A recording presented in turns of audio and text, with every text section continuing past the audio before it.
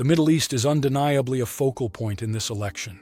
Both Donald Trump and Kamala Harris have frequently addressed issues in this region, underscoring its vital political and economic role.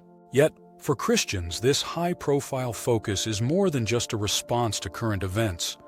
It serves as a reminder of the Middle East's profound role in God's prophetic timeline. In the book of Revelation, much of the end-times drama unfolds in this very part of the world. Kamala Harris has highlighted the significance of the Middle East on multiple occasions, pointing to its growing impact on global affairs. Following a recent attack on Israel by Iran, she addressed the media, stating, "Today, Iran launched approximately 200 ballistic missiles at Israel in a reckless and brazen attack. I condemn this attack unequivocally.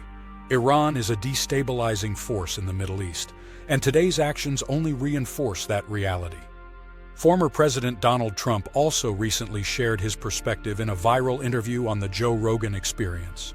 Though the conversation spanned many topics, one comment resonated deeply. Trump mentioned how the Middle East's rapid changes align with the words of ancient prophets. "You know, there are prophets who say the world will come to an end in the Middle East," Trump remarked. For those familiar with biblical prophecy, this was no casual comment. The Middle East, and particularly Israel, is emphasized in Scripture as the setting for critical end-times events, a recurring theme in both the Old and New Testaments. The Bible repeatedly emphasizes the Middle East's prophetic significance, with prophets from Ezekiel to John of Revelation pointing to the region as the focal point of the final chapters of human history. Even Jesus himself spoke of signs in and around Jerusalem that would signal the end times. On the Mount of Olives, just outside Jerusalem, Scripture tells us that Jesus will set his feet upon his return. For Christians, this is a deeply anticipated event, a fulfillment of the promise of his return. Christian longing for Christ's return. This longing to see Jesus return is profound for Christians. They eagerly await the moment to meet the one who came to earth, born in Bethlehem, performed miracles, healed the sick, raised the dead, and ultimately took upon himself the sins of humanity, dying on the cross. He was crucified, but as the Bible affirms, he rose again and lives forever, holding the keys to death and Hades. Because he lives, Christians live, and Scripture tells us their lives are in him. The Bible's repeated focus on the Middle East.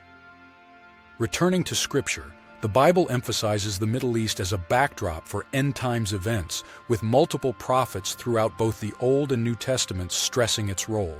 Ezekiel was appointed as a watchman for Israel, tasked with warning them of impending judgment. In chapters 38 and 39, he prophesies a coalition of nations attacking Israel in the Gog and Magog war, a massive battle in which God intervenes to make his presence known. Daniel, one of the Bible's most renowned prophets, also spoke about the end times and the pivotal role of the Middle East.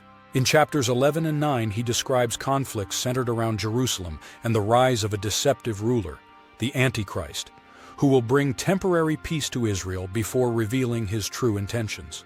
This prophecy aligns with Jesus' teachings in Matthew 24, which foretell the desecration of the holy place in Jerusalem, marking the beginning of a time of unparalleled tribulation.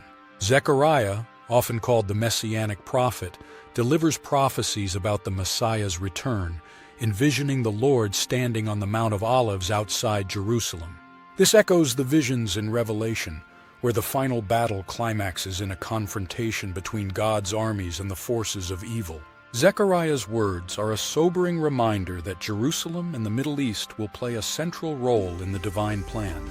John and the final battle, John, Jesus' beloved disciple and the author of Revelation, saw a vision of the end times that includes a drying up of the Euphrates River, paving the way for military forces from the east to advance toward Israel.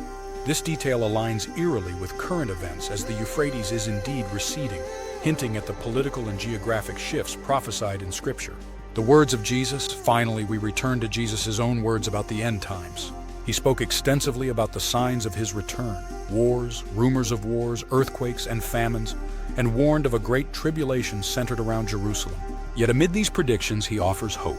Matthew 24:30 reads, "Then will appear the sign of the Son of Man in heaven, and all the tribes of the earth will mourn. And they will see the Son of Man coming on the clouds of heaven with power and great glory." For believers, These signs are not of mere destruction, but of the nearness of his return. Conclusion: Trump's recent remarks may have seemed like an offhand comment, but for those who understand Scripture, they underscore a powerful truth.